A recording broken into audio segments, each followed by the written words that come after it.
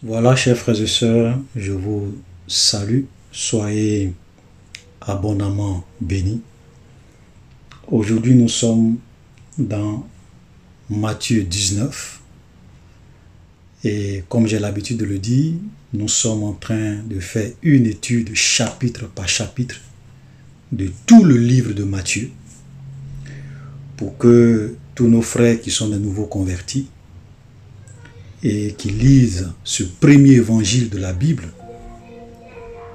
puissent vraiment comprendre ce qu'ils lisent et savoir les versets, les chapitres qu'ils lisent à la maison. Et puis aussi, c'est pour permettre à tous nos frères et sœurs qui souvent lisent le premier évangile du Nouveau Testament et souvent qui n'arrivent pas à comprendre, de vraiment comprendre beaucoup de vérités, beaucoup d'enseignements, beaucoup de vérités qui vont vraiment leur permettre de pouvoir mener une vie à la gloire de Jésus. Donc, nous sommes aujourd'hui dans le chapitre 19 de Matthieu et nous allons commencer à partir du verset 1er. Lorsque Jésus eut achevé ses discours, il quitta la Galilée et alla dans le territoire de la Judée au-delà du Jourdain. Une grande foule le suivit, et là, il guérissait les malades. Vous voyez, c'est ce que je disais un jour, j'ai dit, quand Jésus était sur cette terre, il allait de ville en ville, il allait de village en village, il allait de territoire en territoire pour prêcher la parole. Et souvent, il guérissait les malades. Les gens venaient avec leurs problèmes, avec leurs maladies, avec leurs démons, avec leurs infirmités. Et la Bible dit que Jésus les guérissait. Et souvent, par moments, il les guérissait eux tous. Mais vous n'allez jamais voir Jésus demander de l'argent pour guérir quelqu'un. Vous n'allez jamais voir Jésus, après avoir guéri quelqu'un, lui demander de l'argent. Si Jésus demandait de l'argent dans son ministère, il disait aux gens, venez faire des semences, venez faire des offrandes, venez payer, venez me donner vos dîmes. Je vous assure que Jésus allait être un multimilliardaire de son temps. Et comme je le disais dans l'une de mes vidéos, Jésus n'utilisait pas la puissance qu'il avait pour s'enrichir. Il n'a jamais utilisé le don que Dieu lui a donné pour s'enrichir. Voilà, regardez tous les quatre évangiles. Vous ne verrez pas un seul verset, une seule référence où il est dit que Jésus demandait l'argent aux gens pour les guérir, pour faire les délivrances. Jamais. Frère, c'est pour cela que tous ceux qui viennent dans la maison de Dieu et qui vous demandent de l'argent pour prier pour vous, et qui vous demandent de l'argent pour faire des délivrances, et qui vous disent de venir payer de l'huile, qui vous disent de venir payer de l'eau bénite, qui vous disent de venir payer ceci, cela, pour soutenir leur ministère. Laissez-moi vous dire, frères, ce sont des voleurs, ce sont des escrocs, ce sont des manipulateurs. Jésus n'a jamais demandé de l'argent. Imaginez tous ces arbres, tous ces femmes, tous ces hommes que Jésus a guéris. Il n'a jamais demandé l'argent à quelqu'un pour prier pour cette personne, ou après avoir prié pour cette personne, demander de l'argent. Jamais, nulle part dans la parole de Dieu. Voici le Jésus que nous suivons. Voici le Jésus que nous servons. Voilà. Maintenant, les gens eux-mêmes, lorsqu'ils étaient guéris, lorsqu'ils voyaient, il y a d'autres qui étaient vraiment touchés et qui de façon volontaire, sans contrainte,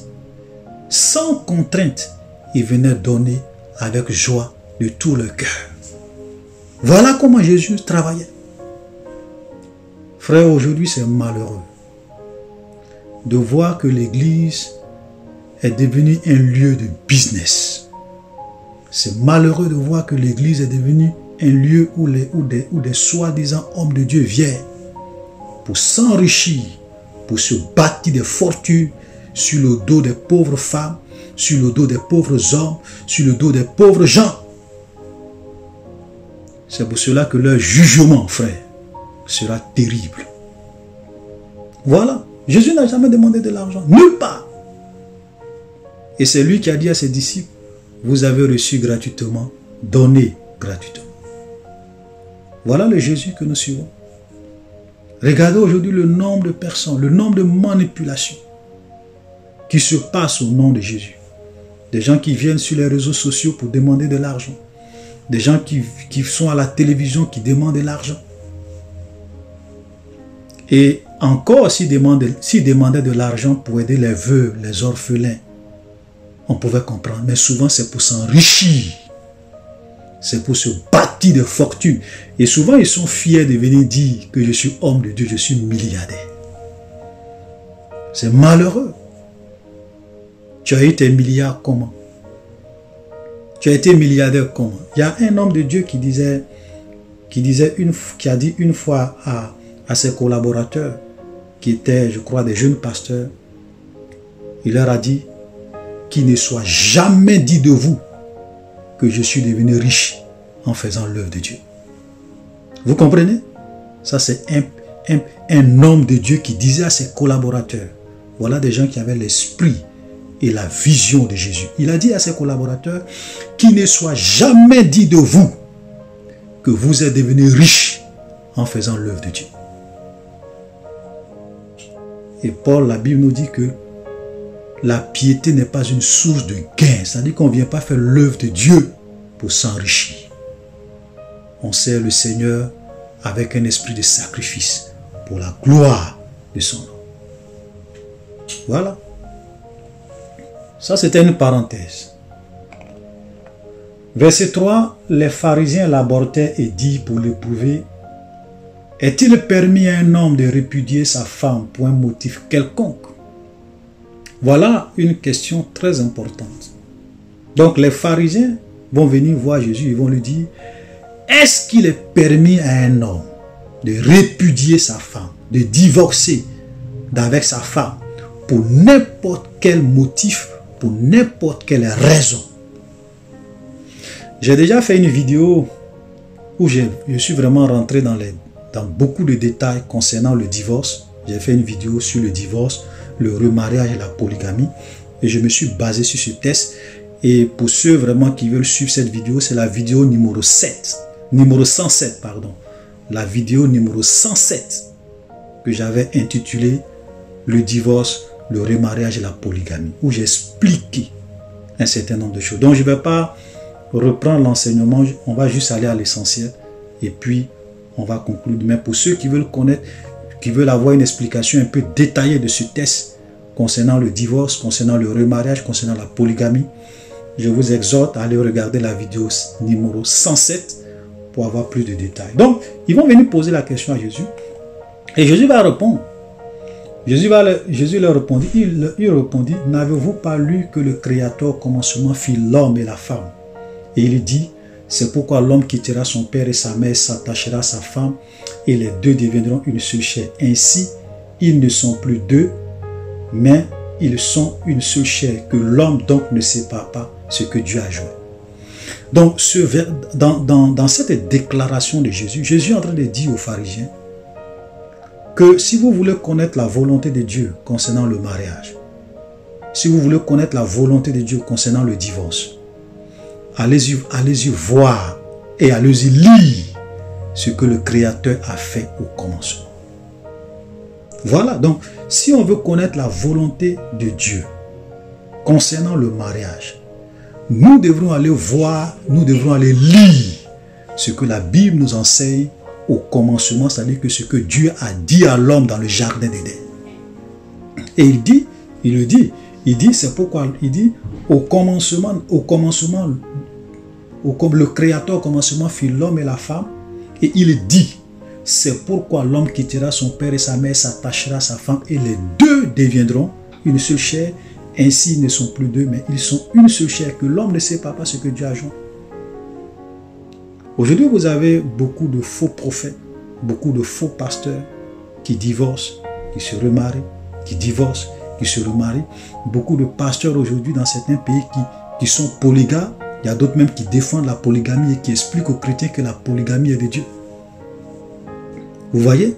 Mais Jésus est clair. Il dit, si vous voulez connaître la volonté de Dieu, allez-y voir ce que Dieu a fait au commencement. Et quand nous allons voir ce que Dieu a fait au commencement, Dieu a créé une femme pour Adam. Il a créé un homme pour Ève. Dieu n'a pas créé 3 femmes pour Adam. Dieu n'a pas créé 4 femmes pour Adam. Dieu a créé une femme pour Adam. Et il a dit les 2 deviennent, on n'a pas dit les 3, on n'a pas dit les 4, on n'a pas dit les 6 deviendront une seule. Il dit les 2 deviendront une seule chair. Vous avez aujourd'hui certains pasteurs qui viennent qui disent non, ça ne veut pas dire avoir une seule femme. Mais la Bible dit que les 2 deviendront une seule chair. Et la Bible dit, allez-y lire ce que le Créateur a fait au commencement. Et quand nous allons voir ce que le Créateur a fait au commencement, nous voyons la volonté parfaite de Dieu concernant le mariage. Un homme, un homme. Et les 2 deviendront une seule chair. Voilà. Maintenant, vous savez, quand les gens veulent s'égarer, quand les gens veulent faire des choses pour satisfaire leur chair, leur corps, parce que l'homme même de façon naturelle veut avoir plusieurs femmes. L'homme de façon naturelle veut avoir beaucoup de maîtresses. Donc quand vous avez des pasteurs qui viennent dire aux gens que oui, avoir plusieurs femmes c'est la volonté de Dieu, il y a des gens qui sont contents parce que c'est le désir de leur cœur. C'est ce qu'ils veulent, parce que de façon naturelle, ils veulent avoir beaucoup de femmes, ils veulent satisfaire leur instinct sexuel. Donc quand des pasteurs viennent dire ça, ils sont contents. C'est pour cela que vous allez voir souvent ces gens, ce sont des gens que les gens suivent. Des gens qui n'ont pas envie de craindre Dieu, de faire sa volonté, de marcher dans la sanctification, aiment ces gens de pasteurs qui leur disent qu'un chrétien peut avoir plusieurs femmes, qui leur disent qu'un chrétien peut divorcer pour diverses raisons. Mes frères, les hommes peuvent vous tromper. Vous pouvez écouter les hommes parce que ce qu'ils disent vous plaise. Mais laissez-moi vous dire une chose. Dieu ne change pas. Et nous serons tous jugés sur la base de la parole de Dieu. Jésus a dit, celui qui entend ma parole et qui les rejette a déjà son juge.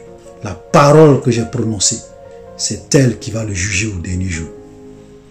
Il n'a pas dit c'est la parole d'un pasteur, il n'a pas dit c'est la parole d'un prophète. Il dit c'est sa parole qui va nous juger au dernier jour. Donc vous pouvez aller écouter vos soi-disant pasteurs, vos soi-disant bishops, vos soi-disant prophètes qui vous encouragent à avoir plusieurs femmes, à divorcer. Vous pouvez les écouter. Mes frères, ne vous trompez pas, on ne se moque pas de Dieu. Ce qu'un homme aura sémé, il le moissonnera. Donc Jésus va leur dire que l'homme donc ne sépare pas ce que Dieu a dit. Ça veut dire que on n'a pas le droit de répudier sa femme pour n'importe quelle raison. Tu te lèves le matin parce que tu n'as plus envie d'elle. Tu vas à la mairie, tu divorces. Une femme que tu as aimée, une femme que tu as épousée, avec laquelle tu as fait des enfants. Aujourd'hui, comme tu vois qu'elle est devenue vieille et que tu as vu une autre jeune fille au dehors plus belle, tu viens, tu dis non, tu la répudies ou bien tu l'abandonnes avec ses enfants et tu vas refaire ta vie ailleurs. Tu vas payer ce que tu es en train de faire aujourd'hui. Même si tu échappes à la justice des hommes, la justice de Dieu, comme je le dis, personne n'échappera à la justice de Dieu. Voilà. Donc frère, soyons clairs, la polygamie n'est pas de Dieu. Le divorce n'est pas la volonté de Dieu. Nous allons voir dans quel cas on peut divorcer. Jésus a donné une seule exception où on peut divorcer, nous allons voir ça tout à l'heure. Maintenant, il y a des gens qui disent, oui, David était polygame, Salomon était polygame, David, l'homme selon le cœur de Dieu, avait plusieurs femmes. Salomon était polygame, il avait 1000 femmes. Ils vont toujours, dans l'Ancien Testament, trouver des exemples qui justifient les actes qu'ils posent aujourd'hui, mais ils ne sont pas capables de venir dire, ils ne sont pas capables de trouver dans le Nouveau Testament. Ils ne peuvent pas trouver dans le Nouveau Testament des exemples pour dire Paul était polygame, Jésus était polygame, Pierre était polygame. Il n'y en a pas. Donc, pour se consoler, ils vont toujours prendre des exemples de l'Ancien Testament. Et je vous ai toujours dit, et j'ai souvent dit, j'ai dit, frère, ne vous comparez pas aux gens de l'Ancien Testament. Parce qu'au temps de la loi, il y avait beaucoup de choses que les gens faisaient. Il y avait beaucoup de choses que Dieu permettait. Parce que le Messie n'était pas venu, Jésus n'était pas venu. Et quand Jésus arrive, il est la vérité, il est la perfection, il est la parole incarnée.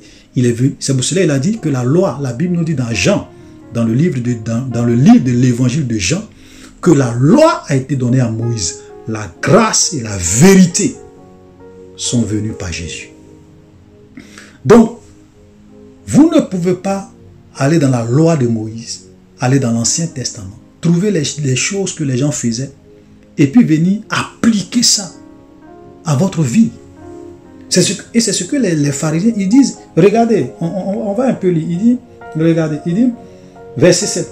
Pourquoi donc, lui dit-il, Moïse a-t-il prescrit de donner à la femme une lettre de divorce et de la répudier? Vous comprenez? Ils disent que, mais Jésus, toi tu nous dis qu'on ne doit pas répudier notre femme pour n'importe quel motif.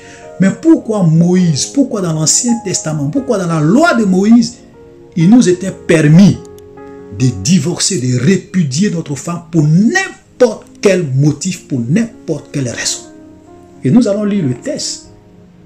Quand nous venons dans Deutéronome, on va juste prendre un seul passage. Deutéronome 24, le verset 1. La Bible dit, lorsqu'un homme aura pris et épousé une femme qui viendrait à ne pas trouver grâce à ses yeux, parce qu'il a découvert en elle quelque chose de honteux, il écrira pour elle une lettre de divorce et après la lui avoir remise en main, il la renverra de sa maison, elle sortira de chez lui, s'en ira et pourra devenir la femme d'un autre homme. Vous comprenez? Ça veut dire que dans la loi de Moïse, le divorce pour n'importe quel motif est autorisé. Voilà, donc ce que les pharisiens disent à Jésus, là, c'est vrai. Moïse leur avait permis de répudier une femme. Vous voyez, donc vous ne pouvez pas aller dans l'Ancien Testament. Prendre des choses que les gens vivaient, les choses que les gens appliquaient, parce que Dieu voyait qu'ils ne pouvaient pas supporter un certain nombre de choses. Il y a des fardeaux que Dieu ne leur imposait pas, parce qu'ils n'avaient pas l'Esprit de Dieu en eux, parce qu'ils n'étaient pas sous la grâce. Donc il y a des choses, il y a des fardeaux que Dieu ne leur imposait pas. Sinon ça allait avoir beaucoup de dégâts, beaucoup de conséquences. Donc Dieu autorisait la polygamie, le divorce. C'était autorisé dans l'Ancien Testament. Mais quand Jésus vient, lui qui est la vérité, il dit que l'homme donc ne sépare pas ce que Dieu a joué. Donc si vous allez dans l'Ancien Testament, vous ne pouvez pas aller dans l'Ancien Testament et puis justifier des actes. Vous allez vous égarer. Vous allez vous perdre. Parce que c'est deux époques différentes.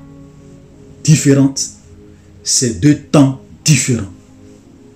On n'est plus au temps de Moïse. On n'est plus au temps de l'Ancien Testament. Nous sommes au temps de Jésus, au temps de la grâce. Ok? Et qu'est-ce que Jésus va leur dire?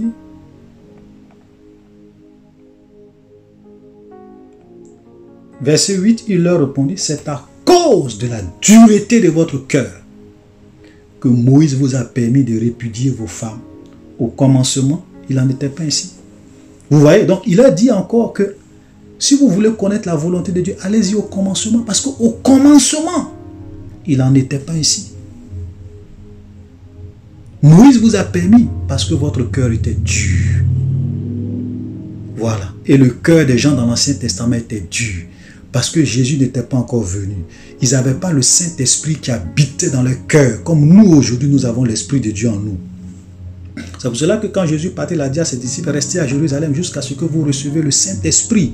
Et vous serez mes témoins. Quand le Saint-Esprit, tout enfant de Dieu a l'Esprit de Dieu en lui. Il y a des choses qu'il peut faire que les gens de l'Ancien Testament ne pouvaient pas faire. Donc, celui qui se compare à David, c'est malheureux pour lui. Celui qui se compare à Salomon, c'est malheureux pour lui. Voilà. Et même si on veut comparer, je vous dis, même Salomon, même David n'étaient pas les plus grands dans l'Ancien Testament. Jésus a dit, de tous ceux qui sont nés de femmes, il n'y a pas eu de plus grand que Jean-Baptiste. Jean-Baptiste était le plus grand de tous les prophètes de l'Ancien Testament. Voilà. Donc, tu ne peux pas prendre David comme un modèle, tu ne peux pas prendre Salomon comme un modèle. C'est vrai qu'il y a des domaines que tu peux les prendre comme... Mais ce n'est pas dans tous les domaines qui peuvent être un modèle pour toi. Notre modèle parfait, c'est Jésus-Christ de Nazareth. Voilà le modèle parfait. Et ce qu'il dit, c'est ce qu'on doit faire. Donc n'allez pas justifier l'injustifiant en vous basant sur des passages de l'Ancien Testament. Amen. Voilà. Donc, il dit, verset 9, mais moi je vous dis que celui qui répudie sa femme, sauf pour infidélité, et qui en épouse une autre, commet un adultère. Voilà. Jésus est clair. Ça veut dire que si tu répudies sa femme, sauf, il y a une seule exception, c'est l'infidélité. C'est-à-dire qu'une femme qui est infidèle à son mari, un homme qui est infidèle à sa femme, ok, à qui peut-être on parle, il ne veut pas comprendre, il y a eu beaucoup de démarches, on a essayé d'échanger, on a essayé de le raisonner, la femme ne veut pas comprendre, elle continue à être infidèle à son mari, ou bien le monsieur ne veut pas comprendre, il continue à être infidèle à sa femme, et qui ne veut rien comprendre, et qui la nargue, et qui malgré tous les conseils, ne veut pas. Bon, si la femme veut se séparer de son mari, elle a le droit. Si le monsieur veut se séparer de sa femme, il a aussi le droit. Donc c'est le seul cas où on peut, où le divorce est autorisé. Voilà. Maintenant, si quelqu'un te trompe et puis après il se repent et te demande pardon et qu'il est vraiment sincère, qu'il veut vraiment changer, ok, Dieu merci, vous continuez à vivre ensemble. Voilà. Maintenant, si c'est quelqu'un qui veut rien comprendre, qui te trompe matin, midi, soir, malgré tout ce qu'on lui dit, il veut rien savoir, voilà. Dieu te donne la possibilité de te séparer de lui dans cette condition-là. L'infidélité, c'est la seule exception que nous avons, que Jésus nous donne ici. Donc, je ne veux pas, on va aller un peu vite parce que, comme je l'ai dit, vous pouvez regarder la vidéo numéro 107 pour avoir plus de détails. Et regardez, verset 10, ses disciples lui disent, si telle est la condition de l'homme à l'égard de la femme, il n'est pas avantageux de se marier. Voilà. Vous voyez, ça dit que pour eux, la femme était comme un objet. C'est-à-dire que vous l'exploitez, le jour que vous n'avez pas besoin d'elle, vous la chassez. Et c'était comme ça dans la culture juive, et même dans beaucoup de cultures, même africaines. Ok? Voilà, dans beaucoup de cultures, même pas africaines, mais chez plusieurs peuples, c'est comme ça. La femme n'a pas de droit, la femme n'a rien à dire. Elle est comme un objet. Non, la femme n'est pas un objet. Voilà. Donc tu ne peux pas faire d'elle ce que tu veux. Et regarde, ils disent, mais si telle est la condition de l'homme à l'égard de la femme, il n'est pas avantageux pour l'homme, il n'est pas avantageux de se marier. Ça, ce sont les disciples de Jésus qui lui disent ça. Jésus leur dit, il leur répondit, tous ne comprennent pas cette parole, mais seulement à ceux à qui cela a été donné. Alors, il dit, et vous allez voir qu'il y a des paroles dures que Jésus a prononcées quand il était sur cette terre. Des enseignements durs qu'il a donnés. Si Dieu ne t'ouvre pas les yeux pour comprendre, tu ne vas pas comprendre. Voilà. Mais il a dit dans Jean chapitre 10, il dit, mes brebis me connaissent et elles entendent ma voix. Ok? Mais ceux qui ne sont pas les brebis du Seigneur ne peuvent pas entendre sa voix. Voilà. Vous comprenez ça? Il dit, voilà, donc, tous ne comprennent pas, mais ceux à qui cela a été donné. Car il y en a des eunuques qui le sont dès le ventre de leur mère. Ok? Donc, les eunuques, c'était des gens qui n'avaient pas la possibilité, on les castrait. Voilà, donc ils n'avaient pas de virilité. Ok? Donc, c'est eux généralement qui gardaient les femmes des rois dans les arènes. Les eunuques. Donc, il dit, il y a des gens qui sont des eunuques dès le ventre de leur mère. Il y a des gens qui naissent comme ça. Voilà. Depuis le ventre de leur mère, qui naissent comme ça. Ok? Il dit, il y en a qui le sont devenus par les hommes. Donc, il y a des hommes qu'on castre. Les hommes les castrent. Ça, ce sont les hommes qui font ça. Et puis, il y en a qui sont devenus tels eux-mêmes à cause du royaume des cieux. Voilà. Donc, il y a des gens qui ont décidé, eux, à faire des familles, à faire des foyers, tout ça. Eux ne sont pas des gens. Eux préfèrent se consacrer à Dieu pour faire l'œuvre de Dieu efficacement. Nous avons l'exemple le plus palpable, c'est Paul. Voilà. Voilà, Paul. Paul n'avait pas de femme, il a décidé, voilà, lui-même d'être un eunuque à cause du royaume de Dieu. Voilà, donc c'est ce que Jésus est en train de leur dire. Alléluia. Que celui qui peut comprendre, comprenne. Voilà, donc frères et sœurs, c'est clair. Je pense que ceux qui veulent connaître la vérité concernant le mariage, le divorce, la polygamie. Ce test-là est vraiment clair. Maintenant, on ne peut pas raisonner les gens qui veulent pas comprendre. Vous savez, il y a des gens aujourd'hui qui aiment ça, avoir beaucoup de femmes, avoir beaucoup de maîtresses pour satisfaire leur désir sexuel. Donc même quand vous leur prêchez la vérité, ils ne veulent pas comprendre. Ceux-là, moi je ne perds pas mon temps à discuter avec eux, à faire des débats avec eux. Voilà. Celui qui veut, comme je le dis souvent, je dis la vie, elle est personnelle. Je ne suis pas le juge de quelqu'un. Chacun sera seul devant Dieu un jour. Tu ne pourras pas dire, oui, c'est mon pasteur. Quand tu vas dire, c'est mon pasteur, Jésus va te dire, le tour de ton pasteur arrive. Maintenant, tu es avec moi. Et il va dire, il est écrit dans ma parole. Et il est écrit dans ma parole, il est écrit dans ma parole, il est écrit dans ma parole. C'est ça qui va condamner beaucoup de personnes au jour du jugement. Donc, si vous voulez suivre vos faux prophètes, vos faux pasteurs, vous êtes libre. Mais Jésus est clair. Celui qui entend mes paroles et qui les rejette a déjà son juge. La parole que j'ai prononcée, c'est elle qui va le juger au dernier jour. Donc moi, sur cette terre, frère, je vis ma vie par rapport à Jésus, par rapport à sa parole. Et non pas par rapport à un homme.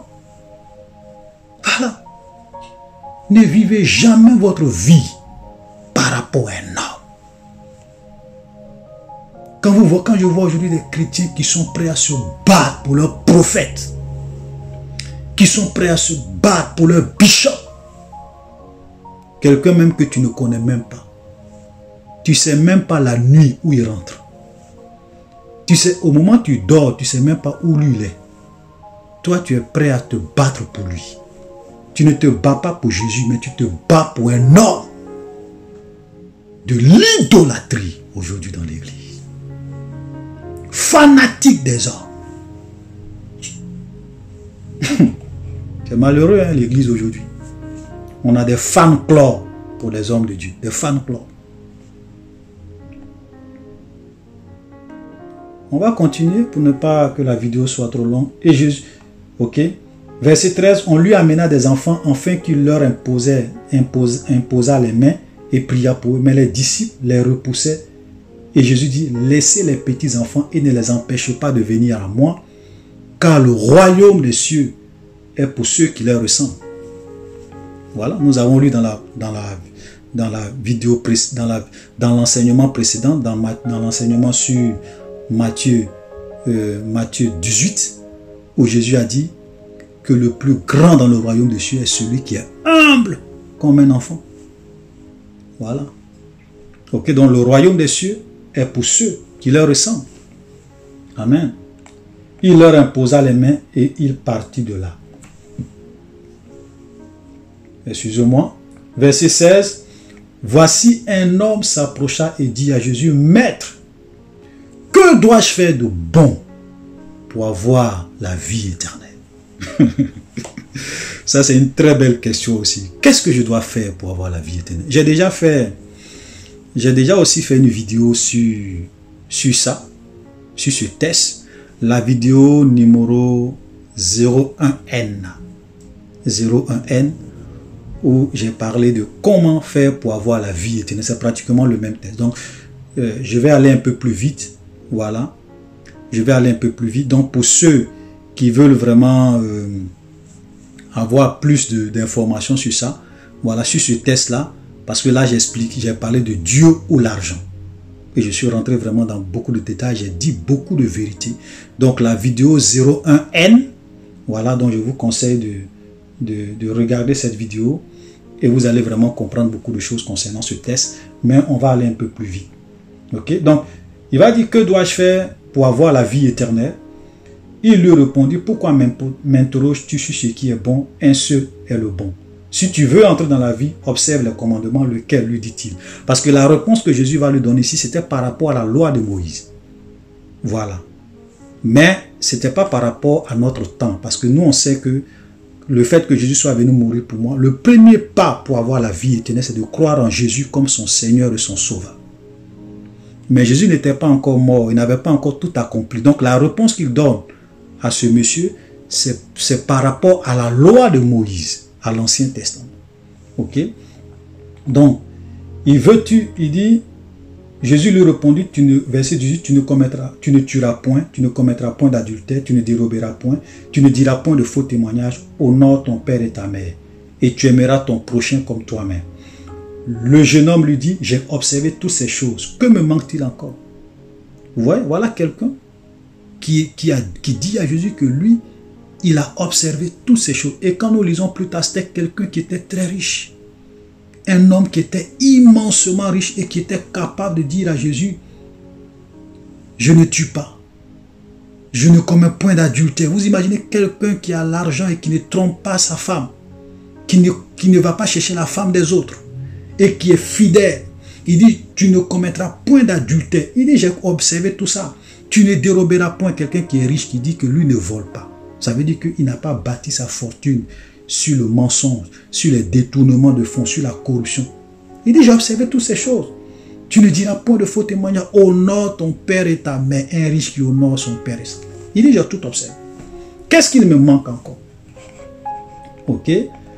Alors, Jésus lui dit, si tu veux être parfait, va vendre ce que tu possèdes, donne-le aux pauvres, et tu auras un trésor dans le ciel, puis viens sur moi. Voilà, Jésus lui a dit, bon, si tu veux être parfait, va vendre tout ce que tu as, donne-le aux pauvres, et viens sur moi. Jésus n'a pas dit, va vendre tout ce que tu as, il faut venir me donner la dîme, il faut venir me faire une offrande. Non, non, non, il dit, va vendre tout ce que tu as, donne-le aux pauvres. Tu finis de vendre, tu donnes aux pauvres. Et puis après, tu viens me suivre. C'est toi, c'est ton âme qui m'intéresse. Ce n'est pas ton argent, ce n'est pas ta fortune, c'est ton âme. Donc, tout ce que tu as, tu donnes ça aux pauvres. Et puis après, toi-même, tu viens, tu me suis. Voici le Jésus que nous suivons. Quelqu'un qui n'est pas là, qui n'est pas intéressé par l'argent des gens. Voilà. Jésus n'a jamais été intéressé par un homme par rapport à son argent. Aujourd'hui, vous avez beaucoup de pasteurs qui manifestent des intérêts pour des hommes parce que ces hommes-là ont de l'argent. Ils pourront financer leur ministère. Si tu n'as rien, tu n'as pas droit à la parole dans leur église. Mais ceux qui sont riches, ce sont eux qui occupent les premiers sièges dans les églises. Ils n'ont pas l'esprit de Jésus. Ils n'ont pas la mentalité de Jésus. Ok? Voilà. Donc, après avoir entendu ces paroles, le jeune homme s'en alla tout triste car il avait de grands biens. Voilà quelqu'un. Donc, j'ai déjà expliqué dans la vidéo numéro 01N. Voilà, j'ai expliqué. Pourquoi il est difficile pour un riche. Il est difficile pour des riches d'entrer dans le royaume de Dieu. On n'a pas dit qu'un riche ne va pas entrer dans le royaume de Dieu, mais la Bible dit, Jésus dit, regardez ce que Jésus va dire après qu'il soit devenu tout triste. Jésus dit à ses disciples, je vous le dis en vérité, un riche entrera difficilement dans le royaume des cieux. Je vous le dis encore, il est plus facile à un chameau de passer par le trou d'une aiguille qu'à un riche d'entrer dans le royaume des cieux. Ouais, Jésus n'a pas dit que c'est impossible, mais Jésus dit que c'est difficile. Et j'ai donné les raisons pourquoi il est difficile pour un riche d'entrer dans le royaume de Dieu. C'est pour cela que quand on est riche, on doit faire beaucoup attention parce que souvent avec l'argent, il y a beaucoup de pièges, il y a beaucoup de tentations qui nous éloignent de Dieu, qui nous éloignent du royaume de Dieu. Donc je ne vais pas trop rentrer dans les détails, vous pouvez suivre la vidéo pour avoir plus de détails là-dessus. Les disciples ayant entendu cela furent très étonnés et dit, qui peut donc être sauvé?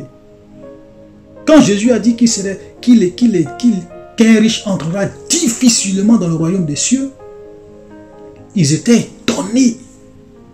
Et puis il dit, mais qui peut être sauvé? Parce que, et leur étonnement se comprend. Parce que souvent, nous les hommes, on pense que quand on a beaucoup d'argent, quand on est riche, en fait, on peut suivre Dieu facilement. Quand tu es dans l'abondance, tu peux suivre Dieu facilement. Tu peux faire l'œuvre de Dieu facilement parce que tu as tout, tu ne manques de rien. Donc, tu peux obéir à la parole de Dieu facilement. Ça, c'est ce que nous, on pense. Mes frères, même un pauvre, par rapport à un pauvre, voilà, je préfère dire ça comme ça, par rapport à un pauvre, Jésus dit qu'un riche entrera difficilement dans le royaume. C'est pour cela que ses disciples étaient étonnés. Parce que, attends, si on est riche, on peut financer l'œuvre de Dieu. On peut pas voler, on ne peut pas envier quelqu'un, on ne peut pas vouloir aller détourner parce qu'on en a déjà beaucoup. Donc, on peut vraiment obéir à la parole de Dieu facilement. Ce sont les raisonnements des hommes. Mais Dieu connaît le piège qu'il a. Que souvent, les pièges qui se trouvent dans la richesse. Et quand on est riche, si on ne fait pas entendre, ce n'est pas que Jésus soit contre la richesse. Ce n'est pas que Jésus soit contre les riches. Non. Mais Jésus nous met en garde sur les pièges qui se trouvent, qui peuvent se présenter devant nous lorsqu'on est riche. C'est de ça qu'il parle.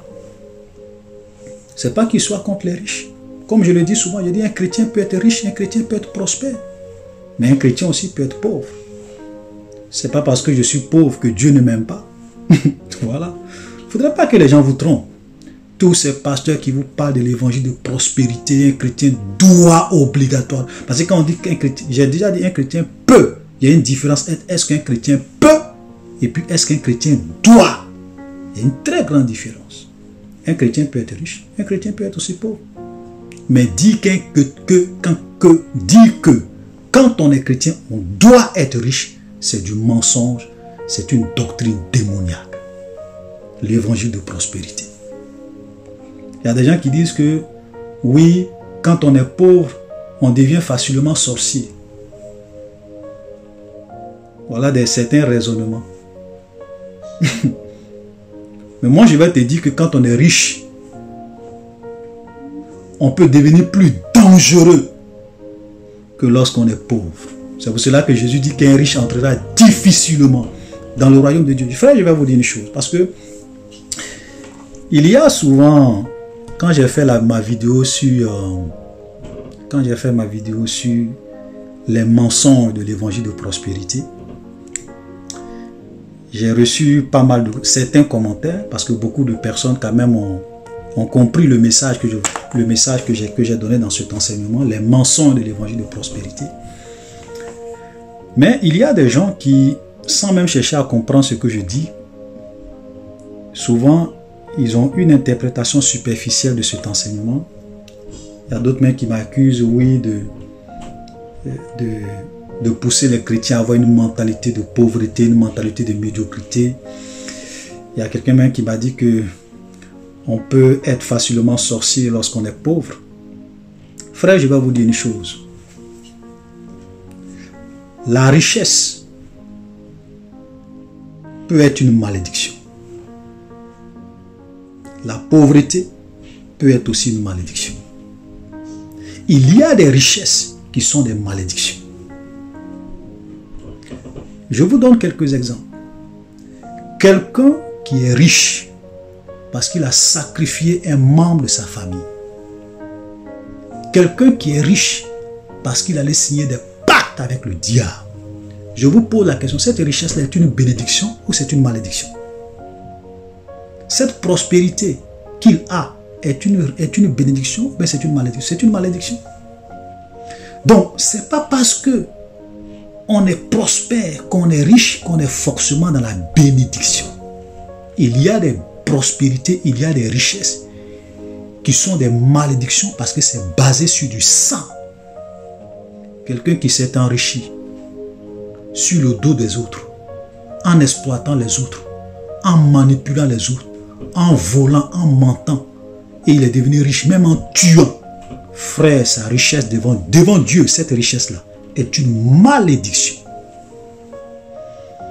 Donc, que personne ne vienne vous faire croire que parce qu'on est prospère matériellement, qu'on est béni.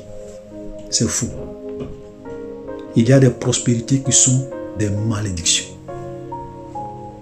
Voilà.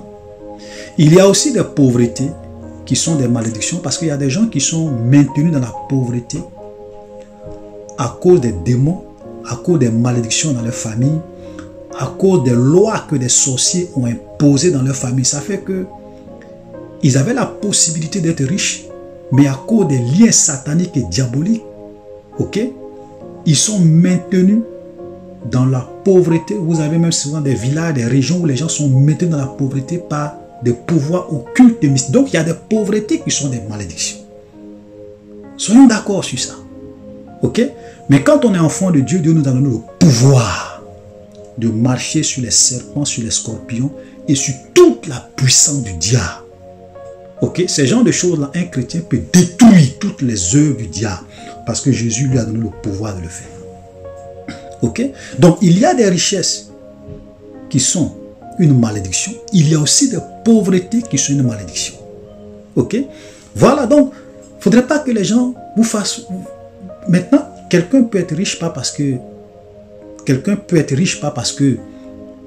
c'est une malédiction, mais pas parce qu'il allait signer des pactes avec le diable. Il est riche parce qu'il a travaillé. Ok? Et si c'est un chrétien, Dieu a béni son travail. Donc il est riche, il est milliardaire à cause du fruit, ok, de ses mains. Il est riche à la sueur de son front, de façon honnête, de façon claire, comme ce jeune homme riche. Il dit, je n'ai pas tué, je n'ai pas volé, je n'ai pas dérobé, je suis devenu riche. Voilà, il est devenu riche. Donc un chrétien peut être riche honnêtement. Mais un chrétien aussi peut être pauvre à cause des circonstances de la vie. Voilà. Quelqu'un peut être pauvre, pas parce qu'il le veut, mais le pays où il est, ça fait que la situation économique même du pays, la situation économique même de sa nation peut faire que beaucoup de personnes sont maintenues dans la pauvreté. En Europe, vous avez beaucoup de gens qui sont prospères, qui sont riches. Pourquoi? Parce qu'ils sont dans un environnement économique qui les permet de prospérer. Donc, la pauvreté peut s'expliquer par beaucoup de paramètres. C'est pour cela qu'on ne peut pas regarder un chrétien pour lui dire que si tu es pauvre, c'est que tu es sous la malédiction. Si tu es pauvre, c'est que ce n'est pas dans la volonté de Dieu. C'est du mensonge. Voilà. Notre royaume n'est pas de ce monde. Nous sommes étrangers, voyageurs sur cette terre. Tout ce que nous pouvons faire pendant que nous sommes vivants sur cette terre pour accroître nos revenus, nous le faisons. Nous avons le droit de le faire. Si tu peux faire des entreprises, si tu peux entreprendre, si tu peux faire des projets pour pouvoir être dans l'abondance, Dieu n'est pas comme ça si tu le fais de façon honnête. Dieu n'est pas comme ça. Mais tout le monde ne peut pas être riche. Même vous allez aux États-Unis, vous allez dans les églises aux États-Unis, il y a des pauvres, il y a des riches. Tout le monde ne peut pas être riche. Le plus important, c'est d'avoir Jésus-Christ dans son cœur, de craindre Dieu. Voilà ce qui est important. Jésus va venir un jour, nous allons quitter ce monde. Ceux qui auront des milliards dans leur compte, vous allez laisser ça pour partir. Le plus important, c'est ce qui nous attend là-haut. Alléluia. Voilà.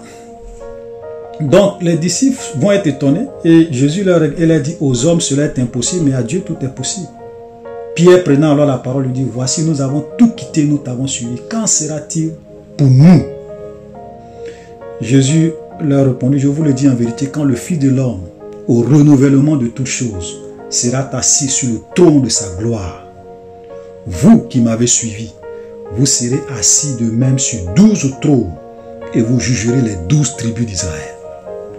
C'est une grande promesse. Et même la Bible dit que nous jugerons. Regardez, quand vous lisez par exemple, quand vous lisez 1 Corinthiens chapitre 6, le verset 3, à partir du verset 2, qu'est-ce que Paul dit? Ne savez-vous pas que les saints jugeront le monde? Et si c'est par vous que le monde est jugé, êtes-vous digne de rendre les moindres jugements? Ne savez-vous pas que nous jugerons les anges? Vous comprenez? Ça veut dire que nous les chrétiens, un jour, Dieu nous fera le privilège, nous donnera le privilège avec Jésus de juger les anges, de juger les démons. Et même le monde, nous aussi, nous allons participer au jugement du monde. Nous jugerons le monde. Extraordinaire. Extraordinaire. Frère, être un enfant de Dieu, c'est une grande bénédiction. Une grande bénédiction. Paul pouvait dire que les souffrances du temps présent ne sauront être comparées à la gloire à venir. À la gloire à venir. Ok? Et Jésus au verset 29, « Et quiconque aura quitté à cause de moi ses frères, ses sœurs, ou sa mère, pardon, je reprends. Et quiconque aura quitté à cause de mon nom ses frères, ou ses sœurs, ou son père, ou sa mère, ou sa femme, ou ses enfants, ou ses terres, ou ses maisons, recevra le centuple et héritera la vie éternelle. » Vous comprenez? Quand on dit recevra le centuple, Jésus n'est pas en train de dire que parce que j'ai perdu une maison, Dieu va me donner 100 maisons. Comprenez bien les choses. Ça veut dire que si tes parents t'ont rejeté et que tu rentres dans la famille de Dieu, tu vas avoir d'autres frères qui vont devenir tes nouveaux frères. Tu vas avoir d'autres sœurs qui vont devenir tes nouvelles sœurs. Tu vas avoir des mères, des pères au centuple. Et quand vous allez dans une église, une véritable église, le problème de l'un, c'est le problème des autres. On est comme une famille, on s'entraide. Quand ça ne va pas sur l'autre, tout le monde, donc ta famille devient plus grande. Tu as perdu une mère, tu te retrouves à avoir 100 mères.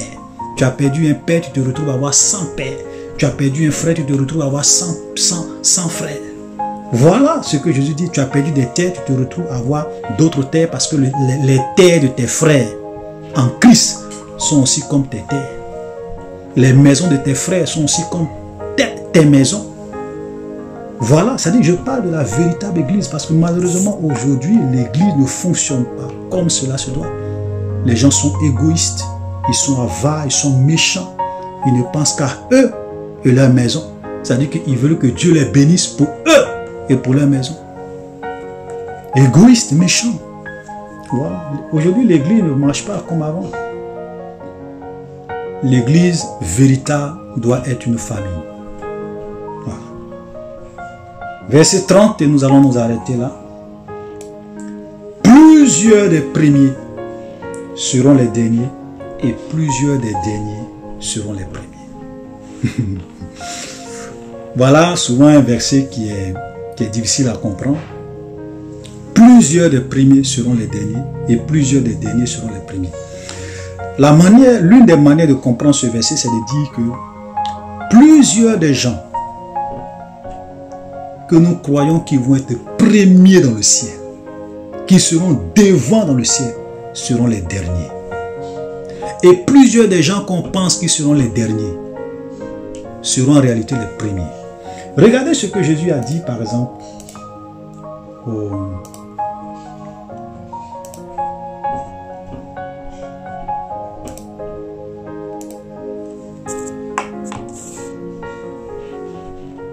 quand on lit par exemple Matthieu 21, le verset 31, ok. Voilà ce que je dis. Lequel des deux a fait la volonté du Père? Il répondit le premier. Et Jésus lui dit, je vous le dis en vérité, les publicains et les prostituées vous devanceront dans le royaume de Dieu. Jésus est en train de dire aux Juifs, à ceux qui l'écoutaient, que écoutez, les publicains, c'est-à-dire que les gens de mauvaise vie, les gens que vous considérez comme des gens de mauvaise vie qui font des mauvaises choses, les prostituées, tout ça, ils vont vous devancer dans le royaume de Dieu. C'est-à-dire que des gens que vous pensez qu'ils ne vont pas entrer dans le royaume de Dieu, vous pensez qu'ils mènent, ils vont vous devancer. En réalité, ce que Jésus est en train de faire comprendre aux disciples, c'est-à-dire que souvent, les gens que nous pensons qui sont saints, qui craignent Dieu, les pasteurs, nous les voyons, ils font l'œuvre de Dieu, on les voit, ils font du bruit, ils font des choses. Quand on dit, ah vraiment ce monsieur il fait l'œuvre de Dieu, il connaît la parole de Dieu, il prêche bien, il sert Dieu, on les admire selon l'extérieur. Mais Jésus dit qu'ils vous dévancent, qu'ils seront les derniers dans le royaume de Dieu. Et souvent les petits chrétiens qu'on néglige, ils seront les premiers. Pourquoi? Parce que une prostituée n'est pas hypocrite. Souvent quand vous rencontrez des prostituées qui sont sincères, ok, et qu'elles se convertissent réellement, qu'elles donnent leur cœur à Jésus, elles n'ont pas peur, elles n'ont pas honte d'aller se confesser pour dire j'étais une prostituée. Priez pour moi, faites ma délivrance. demander pardon à Dieu pour tout ce que j'ai fait. Et on prie. Et on prie pour eux. Elles n'ont pas peur, elles ne camouflent pas leur vie. Elles ne cachent pas, elles ne sont pas des hypocrites. Et souvent, il y a des gens qui se croient les saints, qui se croient purs, qui se jouent les plus saints. Ce sont des hypocrites. En réalité, ils mènent une double vie. Souvent, ceux-là, ils seront les derniers dans le royaume de Dieu. Et les gens qui étaient des prostituées, des gens de mauvaise vie, qui ont vraiment donné leur cœur à Jésus, de tout leur cœur, qui se sont convertis, qui se sont repentis, qui n'ont pas caché leurs péchés, et que souvent on pense que ceux-là seront les derniers. Ces prostituées-là seront les premières dans le royaume des cieux. Les gens de mauvaise vie, c'est ce que Jésus est en train de leur dire. Et même quand nous lisons Matthieu 20,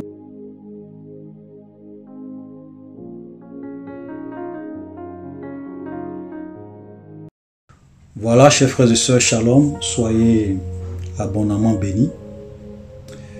Aujourd'hui, nous allons continuer avec notre étude sur le livre de Matthieu, chapitre 20. Et nous avons, la dernière fois, nous nous sommes arrêtés sur le dernier verset de Matthieu 19, le verset 30, où Jésus a dit, je vais relire, plusieurs des premiers seront les derniers et plusieurs des derniers seront les premiers. Maintenant, juste après cela, quand on tombe dans le verset 20, Jésus maintenant va donner une parabole pour expliquer ce qu'il voulait dire par là lorsqu'il a dit plusieurs des premiers seront les derniers, plusieurs des derniers seront les premiers. Ok? Donc cette parabole-là, donc Matthieu 20 commence avec cette parabole pour bien expliquer ce qu'il voulait dire lorsqu'il a dit plusieurs des premiers seront les derniers et plusieurs des derniers seront les premiers. Il dit, car le royaume des cieux est semblable à un maître de maison qui sortit dès le matin afin de louer des ouvriers pour sa vigne.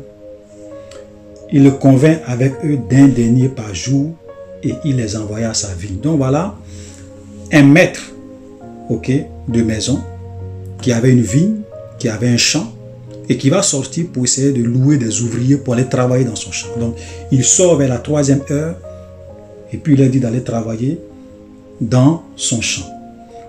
Mais ici il dit il convainc avec eux d'un denier par jour. Un denier, c'est le salaire d'une journée de travail.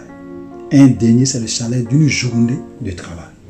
Donc, il sortit vers la 3e heure, il envie d'autres qui étaient sur la place sans rien faire. Donc, il va encore sortir vers la 3e heure et il va voir encore d'autres personnes qui étaient là. Il leur dit, ok, vous aussi, comme vous êtes là, personne ne vous a loué, allez-y travailler dans mon champ.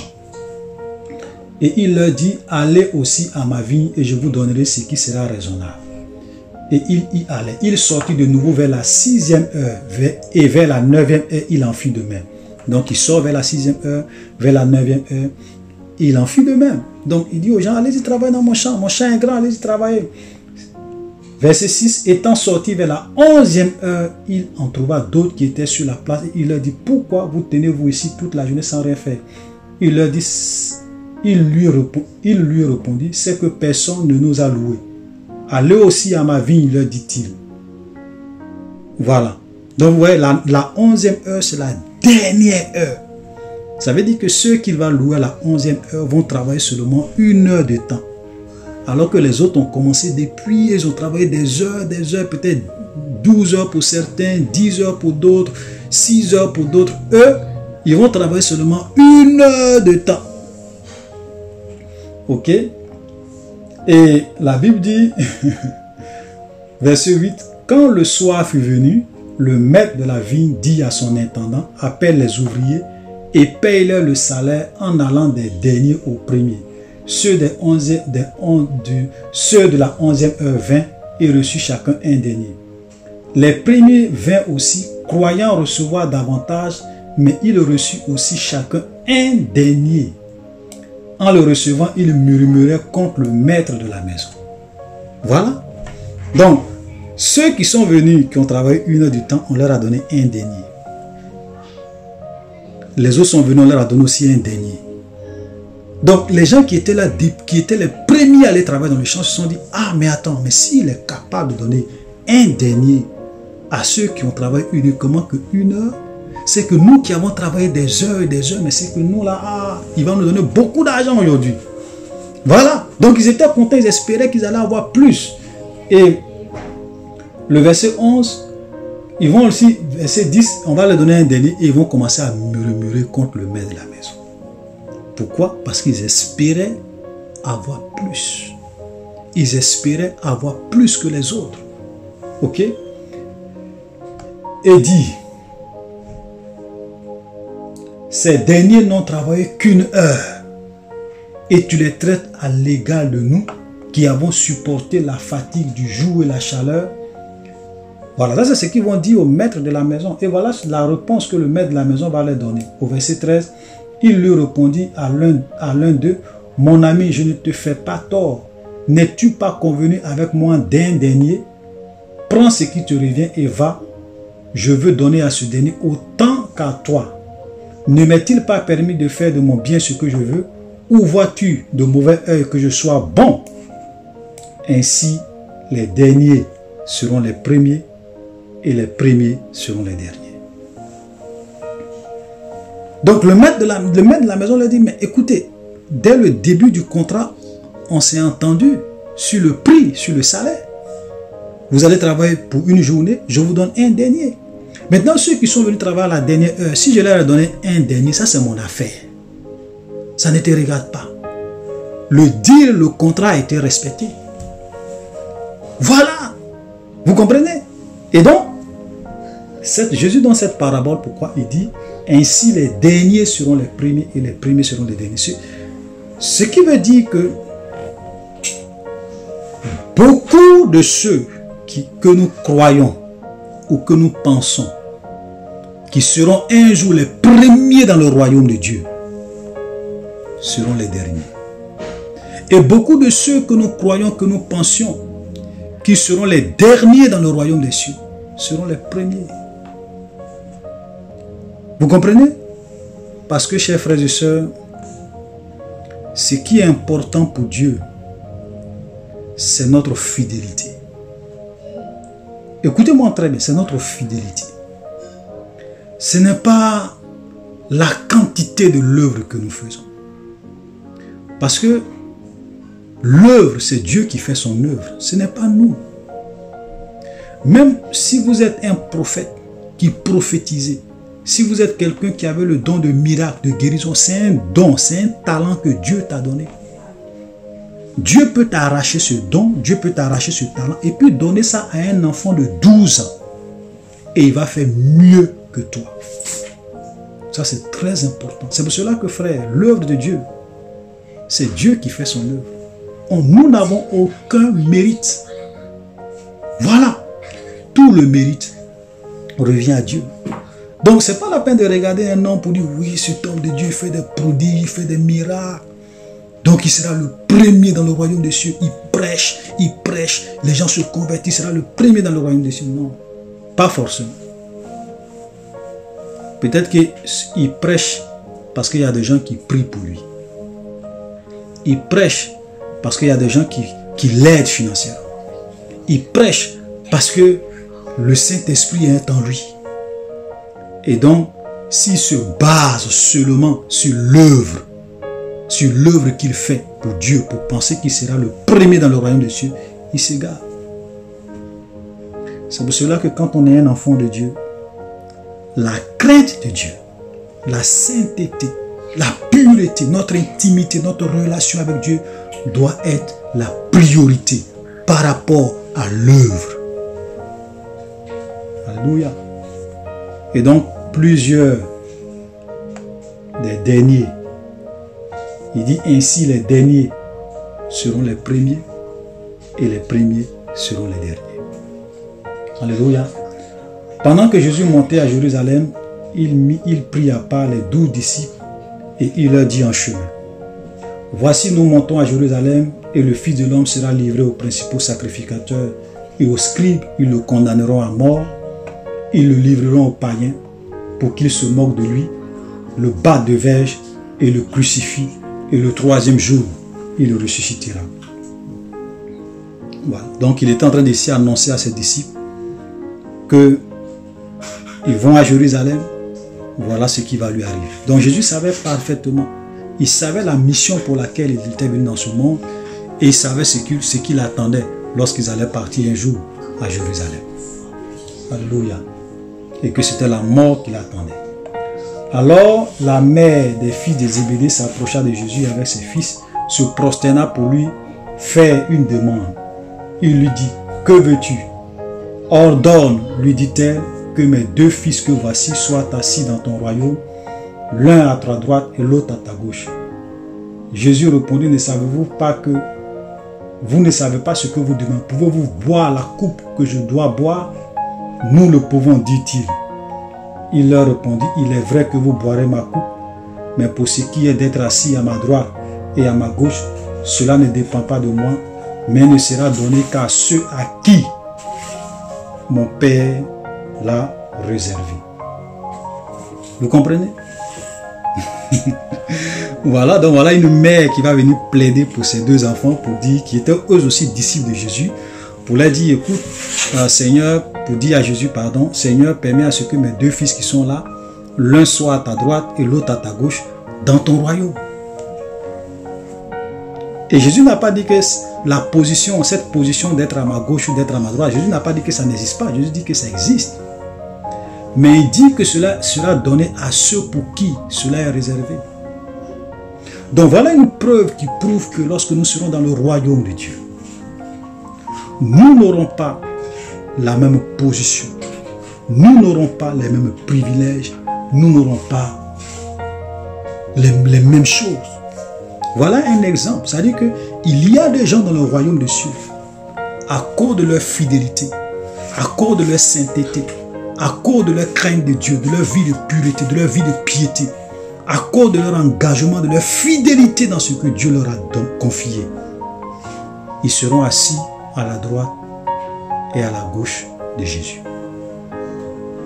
Frères, vous voyez, en tant que chrétiens, la vie que nous sommes en train de mener cette terre, c'est d'une importance capitale. Parce que cela va déterminer pour l'éternité les récompenses que nous allons avoir dans le ciel, la position que nous allons avoir dans le ciel, les avantages que nous allons avoir dans le ciel. Voilà. Vous savez, quand vous lisez l'Apocalypse, par exemple, je crois Apocalypse chapitre 14, il est parlé de 144 000 personnes. Et quand vous voyez les descriptions, parce qu'on ne parle pas de 144 000 juifs, ok, qui est dans Apocalypse chapitre 7. Ce n'est pas de ceux-là qu'on parle. Mais dans Apocalypse chapitre 14, si je ne me trompe pas, vous avez 144 000 personnes. Je ne sais pas si ce nombre-là est fixe, si c'est littéral, mais si c'est symbolique. Mais une chose est sûre, c'est que quand vous voyez ce qu'on dit d'eux, on dit que ce sont des gens qui se déplacent partout où l'agneau se déplace. C'est-à-dire que quand Jésus bouge, eux bougent. Partout où Jésus s'en va, ils sont avec lui. Ça veut dire que ceux-là, c'est vraiment une élite. C'est-à-dire des hommes et des femmes qui ont vécu dans ce monde une vie chrétienne exceptionnelle. Au point où, partout où l'agneau s'en va, ils vont avec lui. C'est un peu comme, ce sont des gens, la vie qu'ils ont menée sur cette terre pour Jésus, l'œuvre qu'ils ont accomplie pour le Seigneur, pour Jésus, la piété sur cette terre qu'ils ont, dans la vie de piété qu'ils ont menée dans ce monde. Frère, ça fait qu'ils sont plus proches de Jésus que n'importe qui. Voilà un exemple. C'est pour cela que, frère, nous devons faire beaucoup attention. Ce qui est malheureux, c'est de voir que beaucoup d'entre nous, chrétiens, nous les chrétiens, beaucoup d'entre nous, nous sommes en train de gâcher notre vie sur terre. C'est-à-dire que beaucoup seront sauvés. Beaucoup vont aller au paradis. Mais quand ils vont aller au paradis et qu'ils vont voir que ce qu'ils auraient pu avoir, la position qu'ils auraient pu occuper, ok, la récompense qu'ils auraient pu avoir, mais à cause de leur légèreté, à cause de leur paresse, de leur négligence, ils n'ont pas pu avoir cela. Frère, C'est pour cela que nous devons prendre notre vie chrétienne au sérieux. La vie que nous sommes en train de mener, c'est une vie que nous devons prendre au sérieux. Si Dieu t'a appelé à un ministère, à la prière, frère, il faut prier avec efficacité et fidélité. Si le Seigneur t'a appelé à l'évangélisation, donne-toi à l'évangélisation de tout ton cœur et fais-le fidèlement. Si le Seigneur t'a appelé à la prédication de sa parole, fais-le fidèlement. Si le Seigneur t'a appelé à vraiment venir balayer dans le temple, fais-le fidèlement. Si le Seigneur t'a appelé vraiment à soutenir les veuves et les orphelins dans l'église, fais-le fidèlement sans murmurer. Et ta récompense sera grande dans le ciel. Voilà. Alléluia. Verset 24. Les 10 ayant entendu cela furent indignés contre les deux frères. Jésus les appela et dit, vous savez que les chefs des nations les tyrannisent et que les plus grands les asservissent. Il n'en sera pas de même au milieu de vous, mais quiconque veut être grand parmi vous, qu'il soit votre serviteur, et quiconque veut être le premier parmi vous, qu'il soit votre esclave. Verset 28, c'est ainsi que le Fils de l'homme est venu, non pour être servi, mais pour servir et donner sa vie, comme la rançon de plusieurs. Vous comprenez ça, chers frères et sœurs? Voilà ce que notre Seigneur Jésus-Christ. Donc, quand les 10 autres disciples vont entendre ce que les 2 autres disciples ont voulu faire, c'est-à-dire que occuper la première, être à la gauche et à la droite de Jésus, se sont dit, donc, en bon, donc c'est vous qui vous croyez plus mieux que nous. Donc ils étaient indignés, ils étaient fâchés contre eux. Et Jésus va les appeler pour leur dire non. Les chefs des nations les tyrannisent. Et les grands de la terre, et les grands les asservissent. Nous voyons qu'aujourd'hui les présidents de la République maltraitent leur peuple, musellent leur peuple, exploitent leur peuple, dominent sur leur peuple avec une main de fer. Beaucoup de dictateurs en Afrique. Ok? Il dit, mais cela ne doit pas être comme ça parmi vous les chrétiens. Il dit, quiconque veut être grand parmi vous, qu'il soit votre serviteur, et quiconque veut être le premier parmi vous, qu'il soit votre esclave.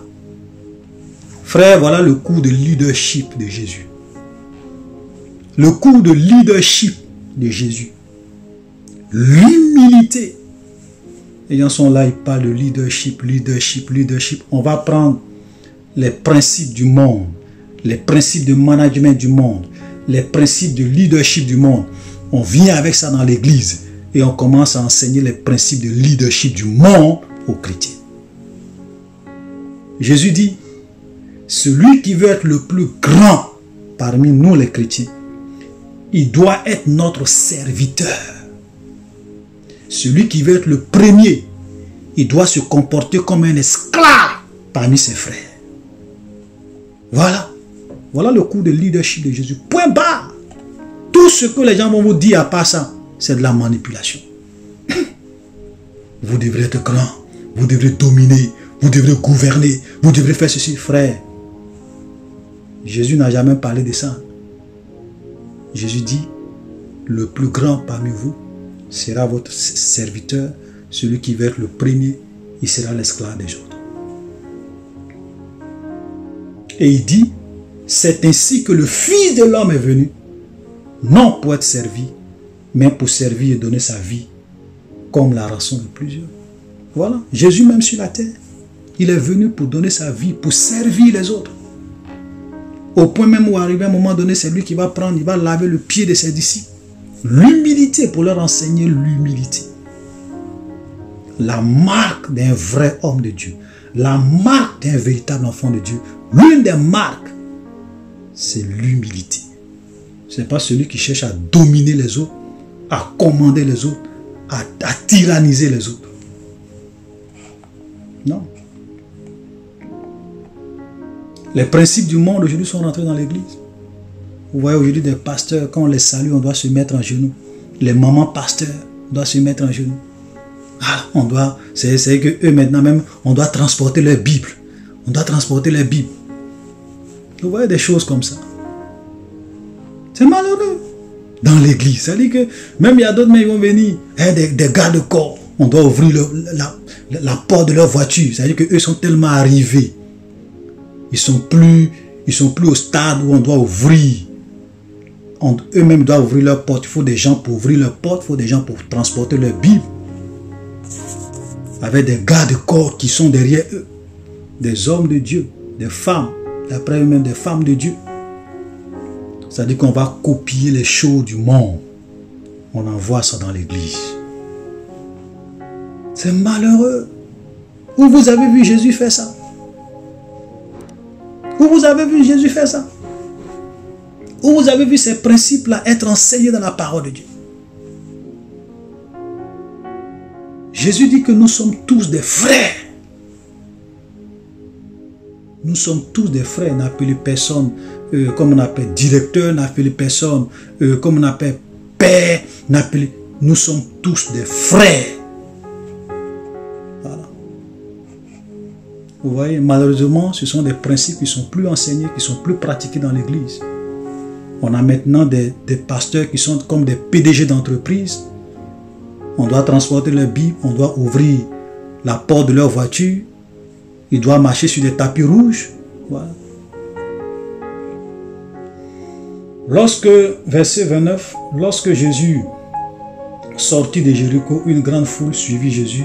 Et voici 2 aveugles assis au bord du chemin, entendit que Jésus passait et criait, « Aie pitié de nous, Seigneur, fils de David. » La foule les reprenait pour les faire taire, mais ils criaient plus fort, « Aie pitié de nous, Seigneur, fils de David. » Jésus s'arrêta. Excusez-moi. Jésus s'arrêta, les appela et dit, « Que voulez-vous que je vous fasse? » Il lui dit, « Seigneur, que nos yeux s'ouvrent. » Ému de compassion, Jésus toucha les yeux et aussitôt, il recouvrait la vue et le suivit. Donc, voilà un miracle. Voilà un miracle. Et comme je le dis, vous avez vu ici Jésus venir vendre de l'huile pour dire aux gens, prenez huile, mettez ça sur vos yeux pour être guéris. Venez payer l'huile, venez payer l'eau bénite. Venez faire des semences, venez s'aimer, venez faire des offrandes pour que je prie pour vous. Voilà, ceux qui veulent des prières de 10 000, venez déposer 10 000. Ceux qui veulent des prières de 100 000, venez déposer 100 000. Ceux qui veulent faire des alliances, voilà, avoir des alliances avec Dieu, venez déposer 1 500 000. Tout ça, c'est de la manipulation dans l'église aujourd'hui. Des chrétiens qui viennent faire du commerce avec Dieu. Ils viennent faire du trafic. Et Jésus a dit, quand Jésus allait à Jérusalem, il a chassé les gens dans le temple. Il a dit, vous avez fait de ma maison, une maison de commerce. Alors que ma maison devrait être appelée une maison de prière. Une maison où les gens doivent venir prier, chercher la face de Dieu gratuitement. Aujourd'hui, les gens en ont fait une maison de commerce, une maison de trafic. Les gens viennent payer, signer des alliances de protection, des alliances de protection 100 000. Et je vais tisser une alliance avec Dieu pour l'année 2020, tisser une alliance avec Dieu pour l'année 2021. Je donne 500 000, je donne 200 000. Frère, vous vous moquez de Dieu. Beaucoup de chrétiens se moquent de Dieu. Vous pensez que c'est vos 500 000. C'est sur cette base-là Dieu va vous protéger. C'est sur cette base-là Dieu va garantir votre année avec lui. Vous pensez que Dieu c'est un businessman. Vous pensez que Dieu c'est un homme d'affaires.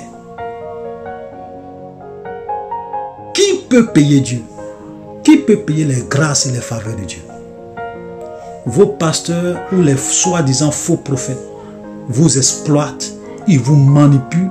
Quand ils ont besoin d'argent, ils vont inventer une histoire. Ils vont venir vous chanter ça dans les églises pour vous soutirer de l'argent, pour s'enrichir.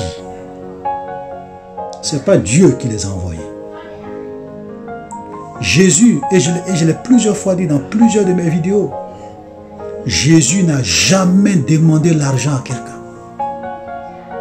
Pour prier pour toi, pour faire ta délivrance, pour te dire non, viens payer la faveur de Dieu, viens faire alliance. Vous avez vu ça où? Dans la Bible. Dans le Nouveau Testament, vous avez vu ça où?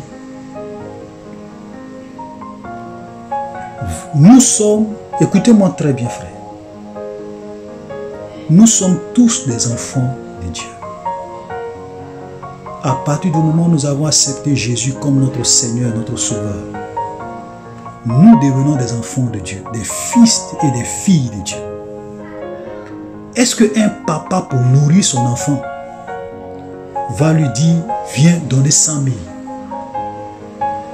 pour que je puisse te protéger, moi ton papa, viens donner 200 000. Vous avez vu ça où? Dans quelle famille? Et la Bible dit que nous, méchants comme nous sommes, nous les hommes, nous sommes méchants. Et Dieu qui est plus bon que même le plus bon des papas sur la terre. Vous pensez que c'est votre argent? Vous pensez que c'est vos millions? Dieu n'est pas un mendiant, c'est un multimilliardaire. Il dit, tout ce que la terre a et la terre renferme m'appartient. Si j'avais faim, je ne vais même pas demander à quelqu'un, je vais me servir. Voilà. Dieu n'a pas besoin de ton argent pour te bénir. Dieu n'a pas besoin que tu ailles vider ton compte bancaire pour te bénir. Dieu n'a pas besoin que tu viennes faire des semences, des pactes avec lui pour te bénir. Tout ça, c'est de l'escroquerie. Il n'y a plus d'alliance. Il n'y a plus de pacte.